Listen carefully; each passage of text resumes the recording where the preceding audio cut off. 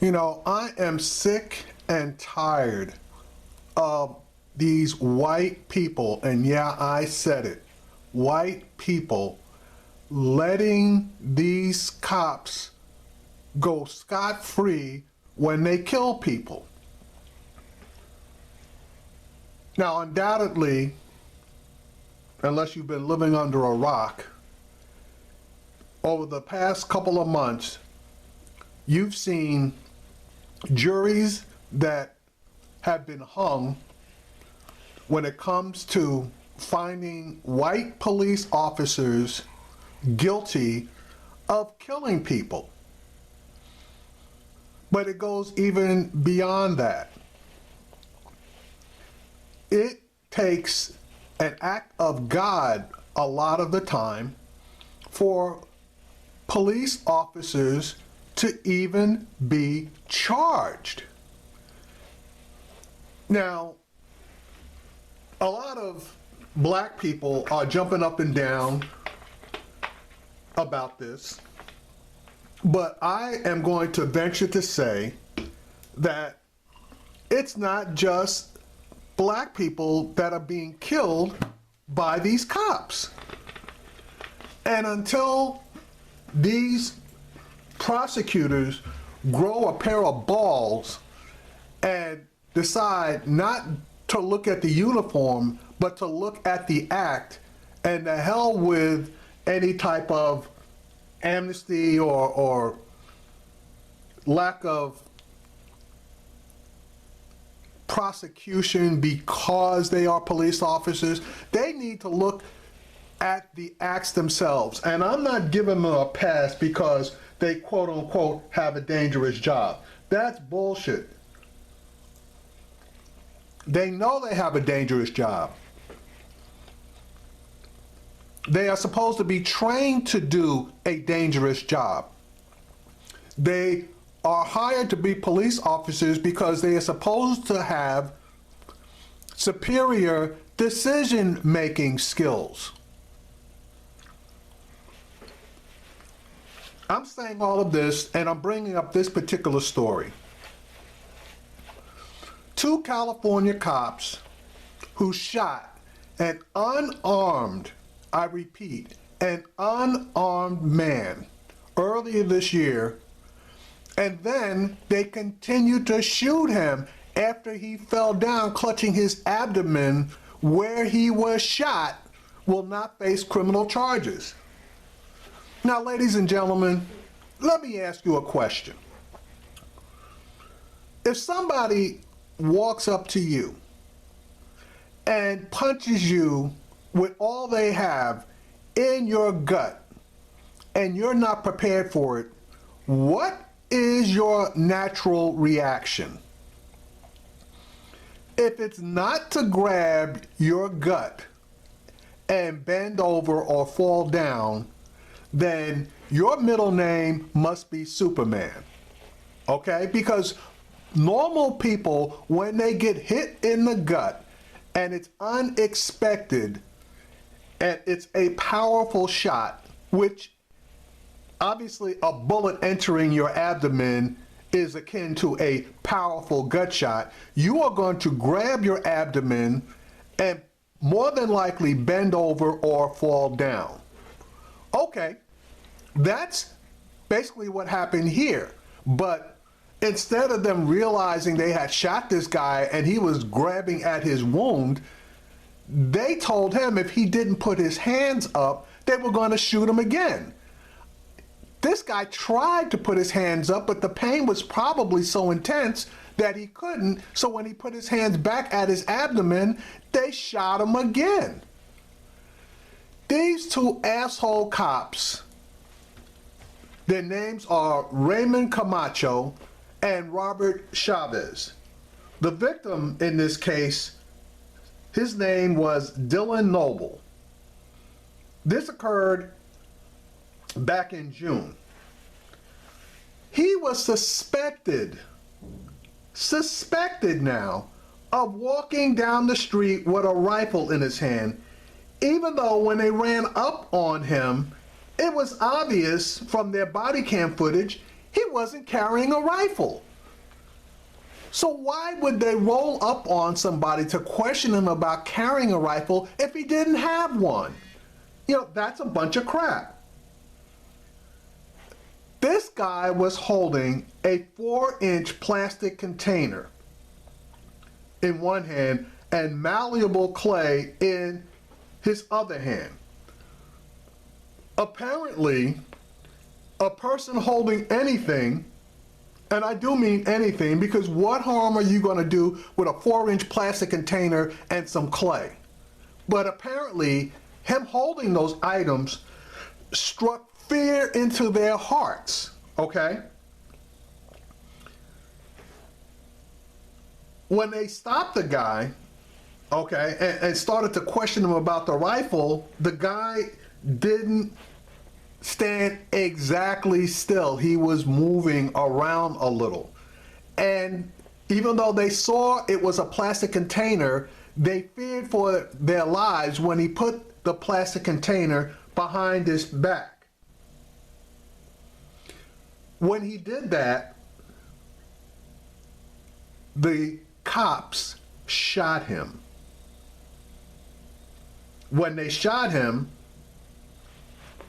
he obviously hit the ground. As he was clutching his abdomen, they told him to quit reaching for what you got, and if you reach one more time, you will be shot again. This is all on the body cams, okay?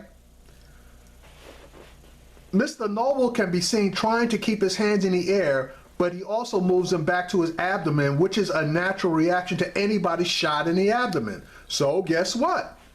They shot him again. When they did the autopsy on this guy, he was legally drunk with a blood alcohol content of 0.12, and he also had traces of cocaine in his system. The DA, and this took place in Fresno County, California, he announced that no charges were going to be filed. Look, I'm just going to take this down to the nuts and the bolts. Either we need to completely get rid of police, okay, which is not going to happen, and I realize that, or we have to take away their immunity from prosecution, which is obvious in oh so many cases. They need to be treated as ordinary citizens when they commit crimes and not looked upon as gods that we have to bow down to. And I'm particularly talking about the white prosecutors and the white juries. These two asshole cops killed this man for nothing, and they're gonna walk away scot-free. The asshole district attorney basically bent over, and I'm not even gonna say he bent over, but basically he just gave them a pass. And I take that back. It wasn't even a male. It was a female district attorney. Her name was Lisa Smitkamp. She claimed that they had put in hundreds of hours into the investigation. And the bottom line was Dylan Noble, that's the gentleman who was killed, was not murdered. The facts and the law were analyzed, and there's no way they could prove murder beyond a reasonable doubt in a court of law. That is fucking bullshit. That is bullshit. The video cameras, if you look at them, basically showed a man who was, okay, after the fact knowing he was legally intoxicated, he was unarmed. He did not have any weapons, okay? He wasn't doing anything wrong. And they killed this man. This was plain and simple a murder. And two cops committed this murder, and they apparently are going to get away with it. Now, obviously, here's the bottom line. The family is obviously going to file a civil suit. And I guess, no, they have already filed a civil suit for $2.2 million. No, I take that back. There's another one. There has been a civil suit of $2.2 million that was filed in a case where a man that was killed by the police and they shot him in the back. This is going to be another case for a civil suit. The family's going to get paid, but justice is not going to be done. Look, the bottom line here is these cops are out of fucking control, okay? And you constantly hear, well, there's only a few bad cops. No, all of the cops are bad if they don't turn in these rogue ass motherfuckers, testify them, and drum them out, okay? There's a term, one bad apple, I take that back, a few bad apples will spoil the bunch. Well, these bad apples are spoiling all the other people or police officers who claim that they're decent. No, we need to do something about this crap. And if it needs to be taken away from the local DAs, which is what they did in New York, now anytime there's a police shooting, the local DAs are not allowed to handle it. It goes to a special prosecutor who makes the ultimate decision, and he's coming out of the State House. And more cops are being prosecuted under that new directive in New York. They need to initiate the same thing here in California so that we can get some of these rogue ass fucking cops off of the streets, okay? Now, as you can clearly see, I'm not making this a white cop and a black person issue. This is two Hispanic cops that killed this white guy. So as far as I'm concerned, it's the police versus ordinary citizens, irregardless of color. We need to get something done here, and we need to get it done fast. Here's another one. All of you white people out there that think that black people are making shit up and we're too sensitive about the police officers killing us, well, here's another instance of a white police officer who killed a white citizen and basically got off. Now, he can be retried, but what happened here was a Texas jury deadlocked in the case of a cop who shot an unarmed man 41 times, despite his fellow officers testifying against him.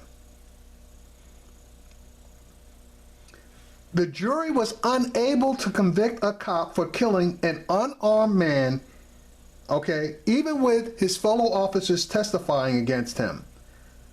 Obviously, as I stated earlier, this occurred in Texas, and the jury deadlocked this past Monday in the case of Garland police officer Patrick Tutler, who was charged with manslaughter for shooting and killing a man named Michael Allen after a high-speed pursuit in August of 2012. Yeah, 4 years, and it finally comes to court, and I've said that before. They take too damn long in doing their investigations and bringing police officers to trial. 4 years is way too long. Way too long. This chicken shit police officer claimed he was in fear for his life because he saw Mr. Allen reaching for something, which is obviously a standard excuse that cops use to kill people. Besides, he lunged at me or he was charging. But his fellow officers, and I'll call them good cops, they testified that they were the ones that were in fear for their lives because Officer Tutler was shooting so recklessly.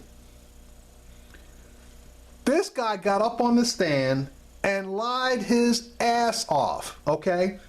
After he rammed into this guy's truck, okay? And it was a high-speed chase. The guy turned into a cul-de-sac, so he couldn't get out. He stopped his truck. This police officer rammed his vehicle into the truck, okay, which obviously damaged both vehicles. There was a ton of smoke out there. The smoke was so bad that he initially claimed he couldn't see. So then when the DA asked him, well, if you can't see, how could you see that the guy was reaching for something? He started stuttering.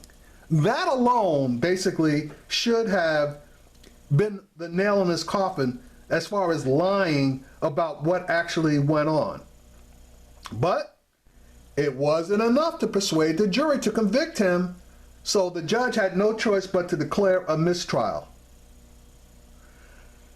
This recent mistrial is at least the third one of a police officer not being found, or a verdict not being rendered in a police officer shooting in the death of a citizen since October. Okay, that includes Michael Slager and officers Keith Sandy and Dominique Perez. And it also includes Officer Ray Tenzing in his shooting of Sam DeBose. So we are actually seeing more cops that are making it into a courtroom, but that doesn't mean jack shit if the juries are unwilling to convict these guys, even in the face of uncontrovertible video evidence. So when they say the video don't lie, obviously the jurors in all of these cases actually do believe that the videos lie. There have been videos in so many cases that it's ridiculous to say that people don't believe their own eyes and they don't believe the video information. In this particular case, the video, the body cams and the dash cams from the various police cars contradict Officer Tutler's initial claims that Allen had rammed his truck into the patrol car, showing instead Tutler ramming his patrol car into Allen's truck before opening fire. Now this guy was fired, okay, and yeah, he was charged with manslaughter. But this guy got up on the stand, stuck to his original story, okay, and was crying to the jury that they should not believe whatever the video showed. You know, it's going to come to a point in time where people are actually going to have to stand up and do the right thing where police officers are concerned. And until that happens, this shit is going to go downhill and downhill in a hurry. And it will not stop until we start convicting these guys. Now, you tell me how a police officer can fire 41 rounds at Mr. Allen, hitting him 3 times. Now, I don't know of any weapon, any automatic weapon, handgun, that holds 41 rounds. Translation, this guy had to reload at least once, if not twice. Come on. You know, this is just getting totally ridiculous. It's at the point now where police have carte blanche to do whatever the fuck they want, and juries composed primarily of white people are just unwilling to convict these guys for whatever reason. You make your decision on what that reason is. But again, this is a white police officer that killed a white citizen. So color is not an issue here. You make your own call.